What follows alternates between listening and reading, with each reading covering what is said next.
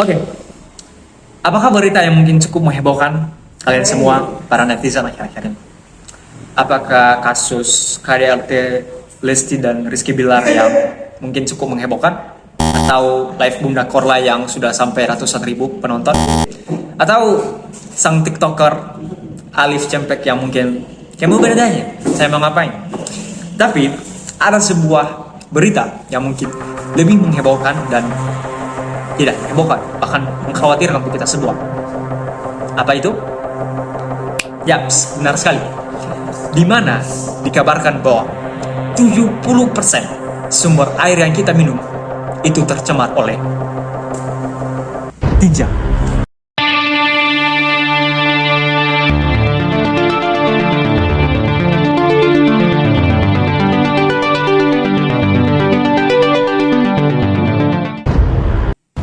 Berdasarkan data dari Global Citizen, secara global menyebutkan bahwa 4,5 miliar orang tidak memiliki akses ke sanitasi. Kalau jumlah penduduk di bumi mungkin mencapai 8 miliar. Dengan hampir lebih dari setengah bahkan itu tidak memiliki akses sanitasi yang baik. Dan 2 miliar orang saat ini tidak memiliki akses air yang berkualitas. Wow, tak yang cukup mencengangkan untuk kita semua. Bahkan UNICEF juga mengatakan bahwa disebutkan bahwa khususnya di Indonesia sendiri ada 25 juta masyarakat Indonesia yang tidak memiliki sanitasi yang baik. Wajar jika memang data yang menyebutkan tadi bahwa 70% air minum di Indonesia sudah tercemar oleh limbah, terutama tinja. Mungkin berita tersebut cukup menghebohkan kita bersama, dan beberapa pakar juga membahas mengenai fakta yang disebutkan ini. Ternyata fenomena tersebut ataupun fakta terkait 70% air minum Indonesia itu yang tercemar oleh tinja disebabkan oleh sebuah studi yang dilaksanakan terhadap 20.000 sumber air minum rumah tangga masyarakat Indonesia yang dilakukan dalam sebuah studi. Selain itu juga dalam secara masalah dalam global bahkan ditemukan oleh WHO mencatatnya setidaknya 2 miliar orang menggunakan sumber air minum yang tercemar tinja. Bukan main, kondisi ini tentu sangat mengkhawatirkan sekali, terutama untuk kesehatan kita bersama. Kita melihat bahwa gimana sih Indonesia ini terhadap dunia secara global. Apakah hal tersebut, apakah ada yang lebih parah dari Indonesia? Tapi separah-parahnya juga, bahkan Indonesia juga mendapati peringkat yang 3 teratas terburuk. Ya, tidak heran dengan hal data tersebut menyebabkan Indonesia mendapatkan peringkat 3 teratas sebagai tingkat kualitas air minum dan sanitasi yang buruk, setelah posisi pertama ditempati oleh India dan juga Tiongkok. Lalu bagaimana sih latar belakang yang menyebabkan mengapa air minum Indonesia ini tercemar oleh tinja ataupun air limbah? Tentunya sanitasi yang kurang baik juga tidak hanya disebabkan hal tersebut. Bagaimana sistem pembuangan air juga, air besar terutamanya teman-teman, itu juga hal buruk, dimana kita tahu kebiasaan masyarakat Indonesia umumnya itu BABS, buang air secara sembarangan. Tentunya itu hal yang mungkin atau fakta yang mungkin tidak bisa kita tutupi, itu sebuah rahasia umum. Namun perilaku tidak sehat ini bisa menyebabkan hal-hal yang saya sebutkan tadi, bisa menyebabkan berbagai penyakit. Tentunya itulah yang menyebabkan bagaimana buruknya kondisi penanganan terhadap sanitasi di Indonesia. Misalnya buruknya kualitas sanitasi ini menyebabkan berbagai penyakit yang mungkin kita tahu, salah satunya ya diare. Tentunya diare ini bukan biasa, namun sudah menyebabkan berbagai kasus kematian. Salah satunya, UNICEF khusus Badan Anak dari PBB mencatat bahwa setiap harinya ada 2.000 balita meninggal karena diare. Dan di antaranya 1.800 disebabkan karena lantaran air minumnya tercemar oleh limbah dan ketersediaannya dan kebersihannya yang tidak memadai.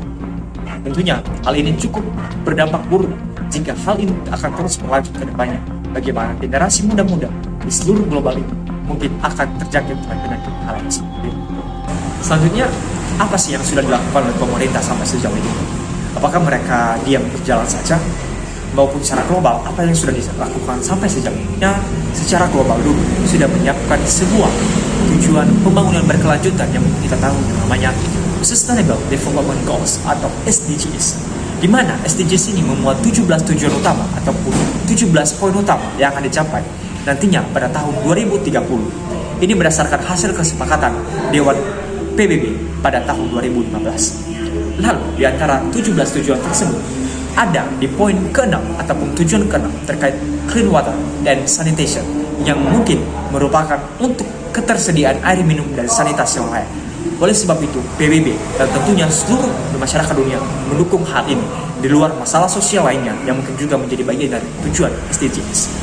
Berangkat dari hal tersebut juga, maka pemerintah Indonesia melalui peraturannya terkait dengan pembangunan berkelanjutan membuat ataupun mengukuhkan Peraturan Presiden pada nomor 59 tahun 2017 tentang pelaksanaan dan pencapaian tujuan pembangunan berkelanjutan di Indonesia yang disahkan oleh Presiden Joko Widodo. Mewujudkan tentunya akses air minum dan sanitasi aman serta berkelanjutan bagi semua orang itu tentunya bukan hal yang mudah. Tentunya pemerintah juga tetap menyiapkan beberapa target-target untuk menyelesaikan ini. Misalnya terkait dengan RPJMN, yaitu Rangka Rencana Pembangunan Jangka Menengah Nasional di tahun 2020 sampai 2024 menyebutkan bahwa harus ada terwujudnya 90% akses sanitasi yang layak, termasuk di dalamnya 15% rumah tangga memiliki akses sanitasi yang aman, serta penurunan angka BABS buang air besar secara sembarangan itu hingga 0% di akhir tahun 2024. Lalu kalau pemerintahnya sudah jalan, masyarakatnya diam kah? Atau bagaimana? Tentunya harapannya masyarakatnya juga ikut terlibat dalam mengatasi ini. Bagaimana melakukan langkah-langkah pencegahan? Yang pertama, berperilakulah hidup bersih, hai saudara-saudara sekalian. Jangan melakukan BABS lagi. Wow, itu merupakan betul-betul hal yang mungkin sangat-sangat merugikan sekitar, merusak polusi salah satunya, dan juga mencemarkan kita. Tentunya ada banyak toilet umum saat ini yang disediakan, jadi apa salahnya di sana? Meskipun juga masyarakat saat ini tidak memilikinya, tentunya harus dilakukan sistem sarana sanitasi yang lebih baik lagi selain membuang secara sembarangan, dan itu harus betul-betul disosialisasikan kepada masyarakat. Selanjutnya, masak air itu harus lebih matang. Tentunya hal ini untuk mencegah bakteri dan kuman yang mungkin tercemar kepada air yang kita minum. Oleh sebab itu, kita harus memasak air mendidih dengan yang sebelum kita minum itu harus benar-benar matang, teman-teman. Jadi jangan secara sembarangan gitu. Selanjutnya juga, selain itu kita juga harus mencuci tangan secara rajin. Mencuci tangan tidak hanya identik dengan COVID-19 atau COVID-19 yang mungkin sering dianjurkan kita rajin cuci tangan, tapi untuk mencegah bakteri dan juga penyakit lainnya untuk bersarang dalam tubuh kita, rajin cuci tangan itu sih salah satu intinya. Jadi jika memang hal-hal ini mungkin saya rasa tidak susah untuk menjalankannya. Jadi bagaimana aware-nya kita, bagaimana care-nya kita terhadap kesehatan sekitar kita, kesehatan diri kita sendiri dan juga orang lain, itu merupakan satu hal yang penting sih. Jadi kesadaran itu sih harus kita tingkatkan mulai dari sekarang. Beruntung banget video ini lewat di beranda kamu.